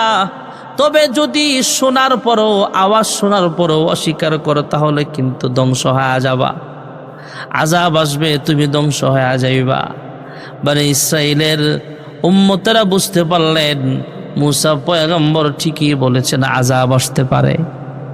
মুসা পয়গম্বর আওয়াজ দিলেন, আওয়াজটা কেউ শুনতে পায় না। একজন বৃদ্ধা মহিলা শুনতে পাইলেন, সে হাত উঁচু করলেন, এভাবে ইশারা দিয়া বুঝালেন, হে মুসা পয়গম্বর, আমি জানি ইউসুফ নবীর লাশ এই মুহূর্তে কোথায় আছে। হযরতে মুসা পয়গম্বর আলাইহিস সালাম জিজ্ঞেস করলেন, কোথায় আছে বলো। মহিলা আবার হযরতে মুসা পয়গম্বরের কাছে দরখাস্ত করলেন, আমার দুইটা শর্ত আছে। কই কি শর্ত বলো। কয় এক নম্বরের শর্ত হলো এখান থেকে আমাকে শহর পর্যন্ত আপনাদের সঙ্গে নিয়ে যাওয়া লাগবে। আপনারা যেখানে যাবেন সেখানে আমাকেও নিয়ে যাবেন। আমি গরিব মানুষ, আমার কেউ নাই, আপনারা আমার দায়িত্ব নিতে হবে। কয় ঠিক আছে নিলাম। কয় আর একটা শর্ত বলো। মহিলা ডাক দিয়া কয়, হ্যাঁ মুসা পয়গম্বর, ময়দানে মাহশারে আল্লাহ রাব্বুল আলামিন যখন আপনাকে জান্নাতে যেতে বলবেন, আপনি আপনার উম্মতদেরকে নিয়ে জান্নাতে যাবেন। তবে আমার শর্ত হলো আমি মহিলা যতক্ষণ পর্যন্ত আপনার উম্মতের কাতারে শামিল না হব, ততক্ষণ পর্যন্ত আমাকে ছাড়া এই কাতারে নিয়ে আপনি জান্নাতে যেতে পারবেন না, তথা আমাকে নিয়েই কিন্তু আপনাকে জান্নাতে যাওয়া লাগবে। হযরতে মুসা পয়গম্বর শর্ত মানলেন, ঠিক আছে তোমার দুটোটা শর্ত আমি মানতে রাজি আছি, এবার বলো ইউসুফ নবীর লাশ কোথায় আছে? মহিলা ইশারা দিয়ে দেখালেন নীল নদের অমুক জায়গায় আছে। মুসা পয়গম্বর সেখানে দাঁড়ালেন, আল্লাহর হুকুমে পানির মধ্যে লাঠি দিয়া বাড়ি দিলেন, ইশারা দিলেন, পানি দুই ভাগ হয়ে গেলেন, ইউসুফ পয়গম্বরের লাশ উঠে আসলেন। এখান থেকে নিয়ে গেলেন উম্মতদেরকে সহ সিরিয়ায় নিয়া ইউসুফ পয়গম্বরের লাশ আবার সেখানে দাফন করিয়া দিলেন। হযরত মুসা পয়গম্বর আলাইহিস সালাতু ওয়াস সালাম মহিলাকে বললেন, মহিলা ডাক দিয়া কয় আমার শর্ত হলো আমাকে জান্নাতে নিয়ে যাওয়া লাগবে। ইউসুফ নবীর লাশও দেখালেন, ইউসুফ নবীর লাশ নিয়ে সিরিয়ায় পরবর্তীতে দাফন করা হলো। মুসা নবী আল্লাহর সঙ্গে কথা বলতে যাবেন, পথিমধ্যে একজন গরিব মানুষ ডাক দিয়া বলে, হে মুসা পয়গম্বর, আমি একজন গরিব মহিলা, আমার পরনে সুন্দর পোশাক নাই, আমার সুন্দর একটা ঘর নাই, আমার অনেক অডেল টাকা পয়সাও নাই, এমন কি আমল আছে যে আমল করলে আল্লাহ আমার সম্পদ বাড়ায় দিবে? হে মুসা পয়গম্বর, আল্লাহ তাআলার সঙ্গে কথা বলার সময় আল্লাহ তাআলার কাছে জানতে চাইবেন আল্লাহ তাআলা কোন আমলের বদৌলতে আমাকে ধনী বানায় দিবে, টাকা পয়সার সম্পদ বাড়ায় দিবে। হযরতে মুসা পয়গম্বর আরো কিছু পথ অতিক্রম করার পর দেখতে পাইলেন একজন ধনী মানুষ মুসা পয়গম্বরের সঙ্গে দেখা করল। ধনী মানুষটা ডাক দিয়া কয়, হে মুসা কালিমুল্লাহ, তোমার মাধ্যমে আল্লাহ তাআলার কাছে জানতে চাই আল্লাহ তাআলা এমন কোন আমল আছে কিনা আমারকে যেন সেটা জানায় দেয় আপনার মাধ্যমে, যে আমলটা করলে আমার আল্লাহ আমার সম্পদ আরো কমায় দিবেন। কারণ বেশি সম্পদ হওয়ার কারণে 24টা ঘন্টা মালিকের কুদরতি পায়ে সাজদা দিতে পারি না। আমার মন চায় সারাক্ষণ দুনিয়ার পিছনে সময় না দিয়া শুধু আল্লাহর কুদরতি পায়ে সাজদা দেই, ইবাদতে মশগুল থাকতে, কিন্তু ব্যস্ততার কারণে আমি সময় কম দিতে হয়। এমন কোন আমল আছে কিনা যে আমলটা করলে আমার সম্পদ আমার আল্লাহ কমায় দিবেন? হযরতে মুসা পয়গম্বরের সঙ্গে আরেকজন লোকের দেখা হলো যার 2টা হাত নাই, 2টা পা নাই। এমন লোকের সঙ্গে মুসা নবীর দেখা হয়ে যায়। হযরতে মুসা পয়গম্বর আলাইহিস সালামের কাছে জানতে চাইলেন, এ মুসা কালিমুল্লাহ, আমার 2টা হাত নাই, আমার 2টা পা নাই, আমি একজন লোলা মানুষ, তো আমার 2টা পা নাই, পা ছাড়া মানুষ, পা বিহীন মানুষ, আমার 2টা হাত নাই। মানুষ হাত দিয়া খায়, আমি হাত দিয়া খাইতে পারি না। মানুষ পা দিয়ে হাইটা হাইটা মসজিদে যায়, এখানে যায় সেখানে যায়, আমি হাঁটতে পারি না, আমার পা নাই। গোস্তের টুকরার মতো পড়ে আছি, কেউ উঠায় আরেক জায়গায় স্থানান্তরিত করলে আমাকে সেখানে যেতে পারি, এখান থেকে স্থানান্তর কইরা অন্য জায়গায় নিয়ে গেলে আমি সেখানে যাওয়া সম্ভব হয়, নয়তো হাইটা হাইটা কোথাও যাইতে পারি না, গড়ায়া গড়ায়া একটু একটু চলতে পারি। নিজের হাতে খাইতে পারি না, অন্য জনের সাহায্যের প্রয়োজন হয়। এ মুসা পয়গম্বর, আপনার মাধ্যমে জানতে চাই আমার মতো পাবিহীন হাতবিহীন মানুষটাকে মহান রব কে জন্য বানিয়েছেন, কোন কাজের জন্য বানাইছেন? গরিব মানুষটা প্রশ্ন করেছিলেন, কোন কাজ করলে আল্লাহ আমার সম্পদ বাড়ায় দিবে? আমাদের সমাজের অনেক মানুষ আছে যারা গরিব শ্রেণীর মানুষ, মধ্যবিত্ত মানুষ, এদের এই আমলটা জানা বহুত জরুরি ভাইয়েরা আমার।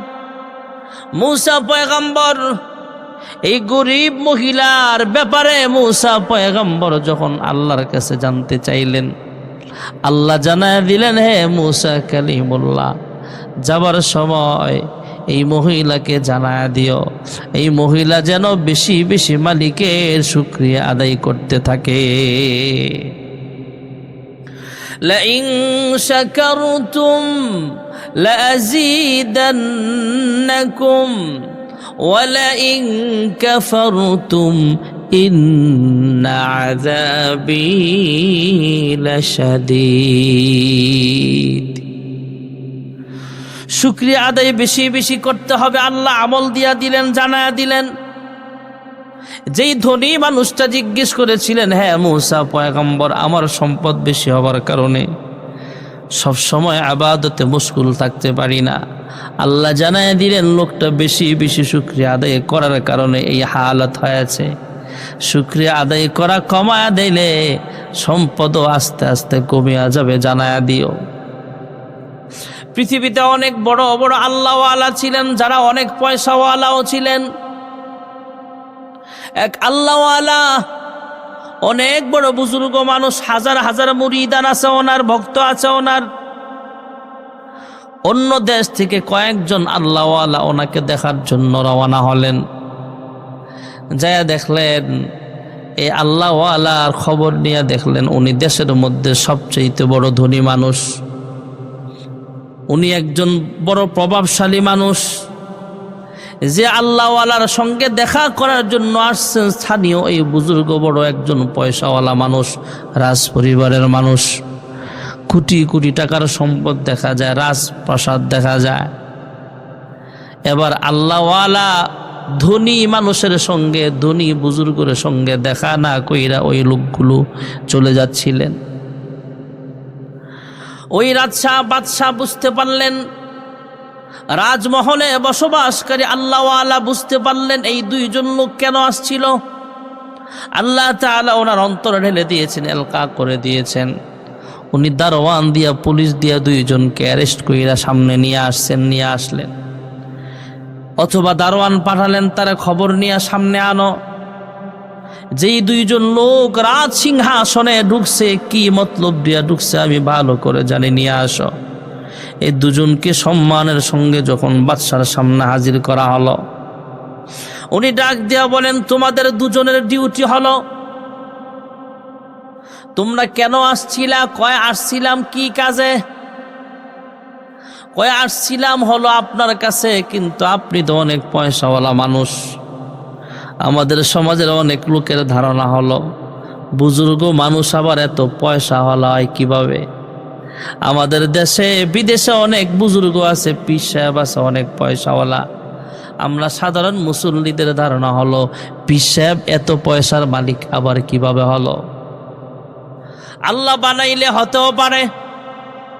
ওই আল্লাহর ওয়ালের প্রতি এই দুইজনের ধারণা ছিল, এত পয়সাওয়ালা আপনি, এত বিজনেস করেন, এত পয়সাওয়ালা আপনি, পয়সা নিয়ে আপনি ঘাটাঘাটি করেন, লেনদেন করেন, আপনি টাকাওয়ালা মানুষ, কোন সময় দুনিয়াদারি করেন, কোন সময় আল্লাহর ইবাদত করেন।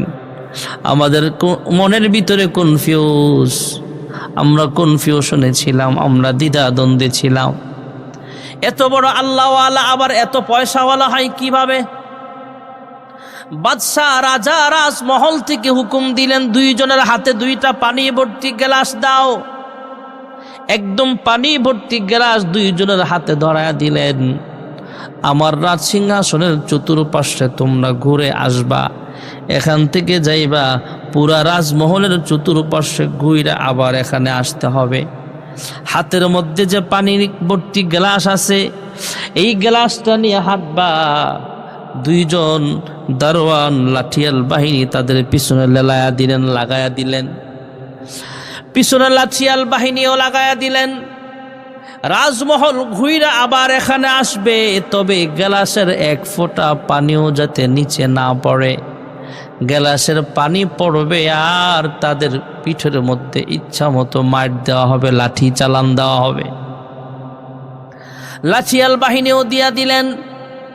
গ্লাস নিয়ে হাঁটতেছেন, পুরা রাজমহল ঘুইরা চলে আসছে, এক ফোঁটা পানিও পড়ে নাই, কারণ মায়ের আছে। পানি পড়লেই তো কপালে মায়ের আছে, সাজা আছে, শাস্তি আছে। এই কারণে এত মনোযোগ দিয়ে গ্লাসটা হাতে নিয়ে রওনা হলেন। পুরা রাজমহলটা ঘুরলেন, এক ফোঁটা পানিও পড়ে নাই, নিরাপদে মায়েরও খায় নাই, বাদশার দরবারে হাজির হয়ে গেলে। আল্লাহওয়ালা বুজুর্গ বাদশাহ ডাক দিয়া বলে, রাজমহলে বসবাসকারী ধনী বুজুর্গ ডাক দিয়া কয়, আমার পুকুর ঘাটে পুকুর দেখে আসছো, পুকুর ঘাটলার সিঁড়ি আছে কয়টা বলো? রাজ সিংহাসনের বিল্ডিং এর জানালা আছে কয়টা বলো? কয় কদম হাইটা এখানে আসছো সেটা বলো? কয়টা গাছ আছে? পুকুর পাড়ে কয়টা গাছ লাগানো আছে, কয়টা ফুলের গাছ আছে, কয়টা ফলের গাছ আছে বলো? এই দুইজন ডাক দিয়া কয়, হে আল্লাহর ওলি, আমরা তো গ্লাসে পানি ভর্তি গ্লাস দিয়ে হাতে দিয়ে দিলেন, পানি ভর্তি গ্লাস নিয়ে হাঁটলাম, আবার লাঠিয়াল বাহিনীর হাতে লাঠিও দিয়া দিলেন, এক ফোঁটা পানি পড়লেই তো কপালে মাইর আছে, লাঠি দিয়ে পিটানো হবে, তাই লাঠি পেটা শাস্তির ভয়ে গ্লাসে পানি আছে, পানি যাতে না পড়ে ওই দিক দিয়ে মনোযোগ দিয়ে হাঁটতে হাঁটতে হাঁটতে হাঁটতে পুরা চক্কর লাগায়া রাজমহলের চতুর্পার্শ্বে ঘুইরা আপনার সামনে হাজির হলাম। আমাদের মনোযোগ ছিল গ্লাসে, কারণ পিছনে কিন্তু লাঠিয়াল বাহিনী আছে, লাঠি নিয়া পানি পড়লেই মায়ের কপালে আছে। এই জন্যে গ্লাসের প্রতি মনোযোগ দিতে যায় গাছ গাছালি পুকুর ঘাটে, পুকুরের ঘাটলায় কয়টা সিঁড়ি আছে, কয়টা গাছ আছে, কয়টা রাজমহলের বিল্ডিং আছে, রাজমহলের বিল্ডিং এর কয়টা জানালা আছে, দরজা আছে, সেটা দেখার সময় পাই নাই। এবার বাদশাহ রাজমহলে বসবাসকারী আল্লাহওয়ালা ডাক দিয়া কয়, এবার শোনো, এই রাজমহলের মালিক আমি হতে পারি, আমি রাজা হতে পারি, অনেক পয়সাওয়ালা হতে পারি, কিন্তু আমার সামনে জাহান্নামের আযাব আমার চোখে ভাসে। কবরে হাসরে মিজানে ফুলসেরাতে আমাকে পাড়ি দেওয়া লাগবে, ফিরিস্তারা আমাকে মারবে পিটাবে, লাঠিয়াল বাহিনীও আছে, আল্লাহ তাআলার পক্ষ থেকে সাজা আছে। আমি ওই দিকে খেয়াল কইরা, আল্লাহর জান্নাতের দিকে খেয়াল কইরা জাহান্নামের শাস্তির দিকে খেয়াল করতে করতে আমার সময় চলে যায়। এই দুনিয়ার প্রতি আমার মনোযোগ নাই। আমি যদিও পয়সাওয়ালা মানুষ, তবে আমি একজন আল্লাহওয়ালা, জোরে করুন সুবহানাল্লাহ। এমন একজন আল্লাহওয়ালা বনি ইসরাইলের মূসা নবীর মাধ্যমে আল্লাহর কাছে জানতে চাইলে মূসা পয়গম্বর যাওয়ার সময় জানায়া দিলেন, হে ভাই, তুমি শুকরিয়া আদায় করা কমায়া দাও, তাহলে আল্লাহ তোমার সম্পদ কমায়া দিবে। হযরতে মূসা পয়গম্বর আলাইহিস সালাম যাওয়ার সময় জানায়া দিলেন, হে ভাই, তুমি শুকরিয়া আদায় করা কিছু কমায়া দাও। লোকটা ডাক দিয়া কয়, আমার সম্পদ বেশি হোক আর কম হোক, আমি মরণ পর্যন্ত না শুকরিয়া করতে পারবো না, আমি সব সময় আল্লাহ তাআলার শুকরিয়া আদায় করে যাব। আমার সম্পদ বেশি হোক বা কম হোক, আমি না শুকরিয়া করতে পারবো না, কুফরি করতে পারবো না, অস্বীকার করতে পারবো না। হার হালতে সব সময় মরণ পর্যন্ত মালিকের শুকরিয়া আদায় করে যাব। জোরে করুন সুবহানাল্লাহ। হযরতে মূসা পয়গম্বরের মাধ্যমে মহিলাটা জানতে চেয়েছিলেন, মূসা পয়গম্বর, আমি গরিব মানুষ, আমি কিভাবে যামু, কিভাবে আল্লাহওয়ালা হমু, কিভাবে পয়সাওয়ালা হমু? জানতে চাইলেন। মহিলাটা এভাবে জানতে চাইলেন। এই মহিলা আরেকজন মহিলার সঙ্গে মূসা পয়গম্বরের সঙ্গে দেখা হয়েছিল। এই গরিব মহিলাটা হলো আল্লাহ তাআলার প্রতি অসন্তুষ্ট, সে আল্লাহর শুকরিয়া আদায় করতে চায় না। আরেকজন মহিলা হলো জান্নাতি মহিলা, যেই মহিলা মূসা পয়গম্বরের কাছে জান্নাতের জন্য আবদার জানালেন, রিকোয়েস্ট করলেন, মূসা পয়গম্বর যেন মহিলাটাকে আল্লাহর জান্নাতে নিয়ে যায়। হযরতে মূসা পয়গম্বর লোহিত সাগর পার হয়ে ওই পারে চলিয়া গেলেন। ফেরাউনের কবল থেকে আল্লাহ হেফাজত করিয়া দিলেন। হযরতে মূসা পয়গম্বর বনি ইসরাইলের ওই এলাকার লোকজনদেরকে একত্রিত কইরা ডাক দিয়া বলেন, আমার ভাই ইউসুফের কবর কোথায় আছে তোমরা বলো। আল্লাহ হুকুম করেছেন, আল্লাহ যেইভাবে জিজ্ঞেস করতে বলেছেন লোকদেরকে জিজ্ঞেস করলেন, তোমরা বলো আমার ভাই ইউসুফ পয়গম্বরের কবরটা এই মুহূর্তে কোথায় আছে তোমরা বলিয়া দাও। গ্রামের লোকজন অস্বীকার করলেন, হ্যাঁ মূসা পয়গম্বর, আমরা জানি না কিভাবে কোথায় লাশ রাখা আছে, কোথায় সন্দুক রাখা আছে। হযরতে ইউসুফ পয়গম্বরের লাশ কোথায় দাফন করা আছে আমরা জানি না। আল্লাহর হুকুমে মূসা পয়গম্বর সমস্ত লোকদেরকে বললেন, তাহলে শোনো, আমি একটা আওয়াজ করব, আওয়াজটা যে শুনবা সেই বলতে হবে।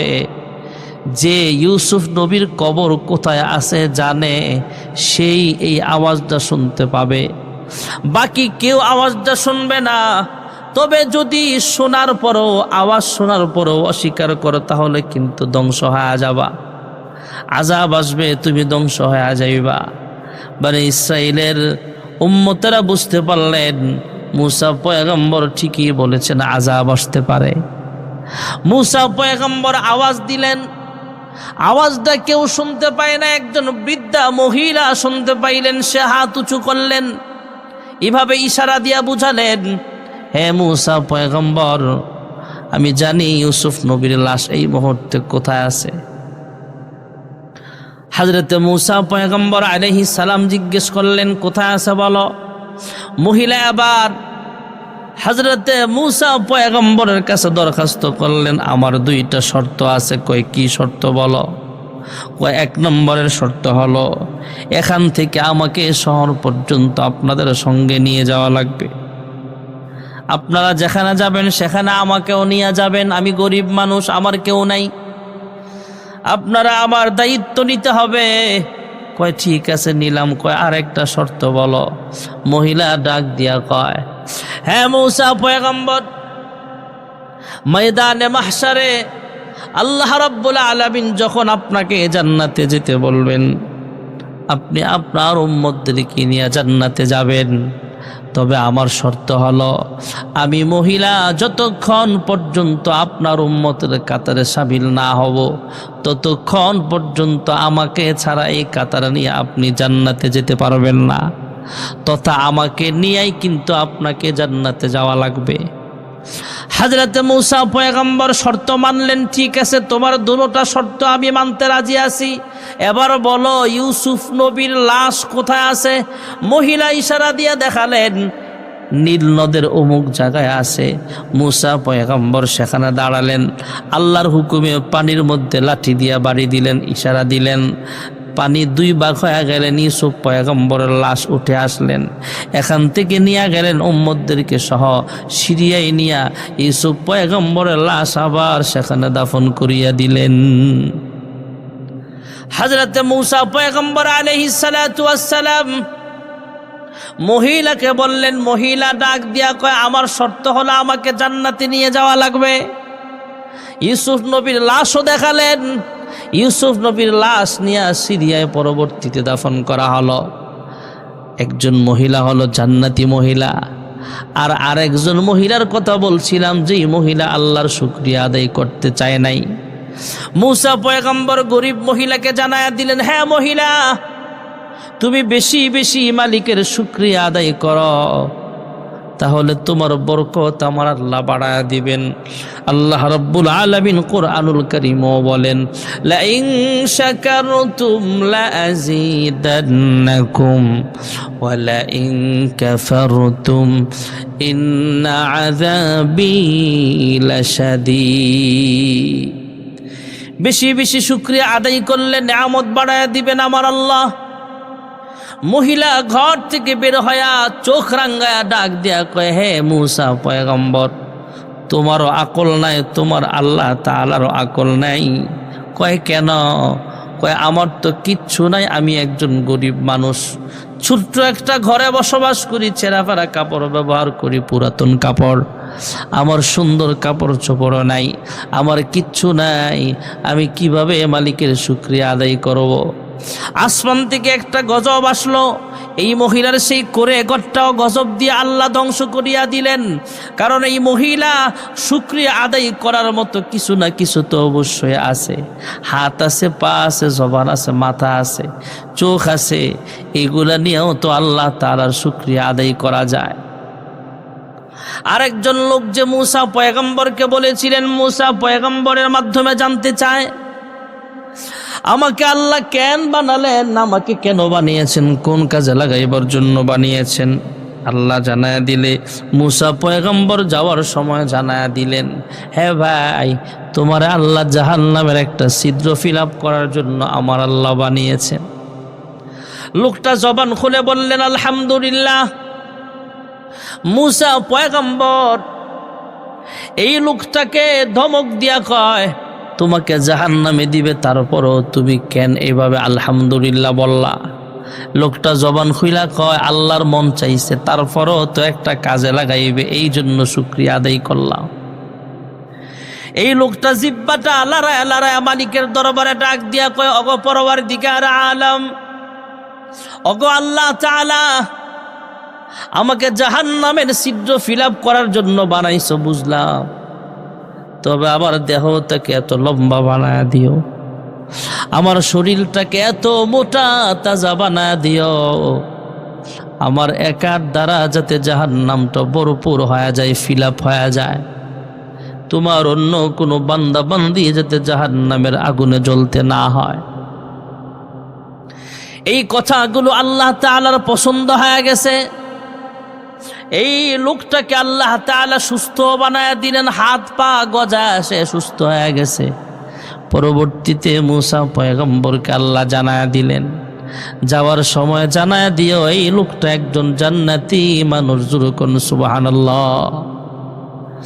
মুসা পয়গম্বর আশ্চর্য হয়ে জিজ্ঞেস করলেন, ওগো পরওয়ারদিগার আলম, ওগো আল্লাহ তাআলা,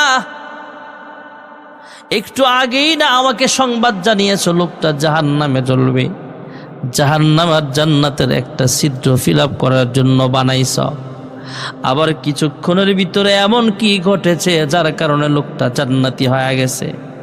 মুসা পয়গম্বর যখন প্রশ্ন করলেন, আল্লাহ তাআলা জবাব দিয়ে দিলেন, হে মুসা কালিমুল্লাহ, যখন তোমার মাধ্যমে সংবাদ পৌঁছানো হলো লোকটা জাহান্নামী, জিব্বা লড়ায়া লড়ায়া লোকটা আমি আল্লাহর দরবারে শুকরিয়া আদায় করেছে আর বলেছে, আয় আল্লাহ, কোনো না কোনো কাজে লাগাইবার জন্য আমারে বানাইছো, তাই শুকরিয়া আদায় করলাম, তবে তোমার কাছে বাড়তি আর একটা দরখাস্ত করি গো মালিক, আমার দেহটা এত লম্বা বানায় দিও, এত মোটা বানায় দিও, আমার একার দ্বারা যাতে জাহান্নামটা ফিল আপ হয়ে যায়, তোমার কোনো বান্দা বান্দি যাতে আর কেউ জাহান্নামের আগুনে জ্বলতে না হয়। হে মুসা পয়গম্বর, এই কথাগুলো আমি আল্লাহর কাছে পছন্দ হয়ে গেছে। জিব্বাটা লড়ায়া লড়ায়া আমি আল্লাহর শুকরিয়া আদায় করাটা আমার পছন্দ হয়ে গেছে। আমি আল্লাহ তাআলা তার নামটা জাহান্নামের দফতর থেকে কাইটা দিলাম, জান্নাতীদের লিস্টের মধ্যে তার নামটা আমি আল্লাহ উঠায়া দিলাম। লাইন শাকারতুম লাযীদান্নাকুম ওয়া লাইন কাফারতুম ইন্না আযাবী লাশাদীদ। বেশি বেশি শুকরিয়া আদায় করতে হবে আল্লাহ তাআলার। ধনী হও, গরিব হও, ক্ষমতাসীন হও আর ক্ষমতাসীন না হও, পাওয়ারওয়ালা হোক আর পাওয়ার সারা হোক, ইমাম হোক, খতিব হোক, মসজিদের মুয়াজ্জিন হোক আর যে হোক, মসজিদ কমিটির সভাপতি হোক আর সেক্রেটারি হোক, অহংকার করা যাবে না। সব সময় আল্লাহ তাআলার শুকরিয়া আদায় করা লাগবে। আবার দিন মজুর হন আর রিক্সাওয়ালা হন, আপনি গরিব মানুষ, তারপরও না শুকরিয়া করা যাবে না। হার হালতে শুকরিয়া আদায় করতে হবে আল্লাহ তাআলার, কারণ দুনিয়াটাই পরীক্ষার একটা হল। আল্লাযী খালাকাল মাউতা ওয়াল হায়াতা লিয়াবলুয়াকুম আইয়ুকুম আহসানু আমালা। দুনিয়াটা একটা পরীক্ষার হল। ধনী বানায়াও আল্লাহ পরীক্ষা করেন, গরিব বানায়াও আল্লাহ পরীক্ষা করেন, সুস্থ বানায়া পরীক্ষা করেন, অসুস্থতা দিয়েও আল্লাহ পরীক্ষা করেন। সব পরীক্ষায় পাশ করে আল্লাহওয়ালা বান্দা হয়ে আমাদেরকে কবরে যাওয়ার তৌফিক দান করুন।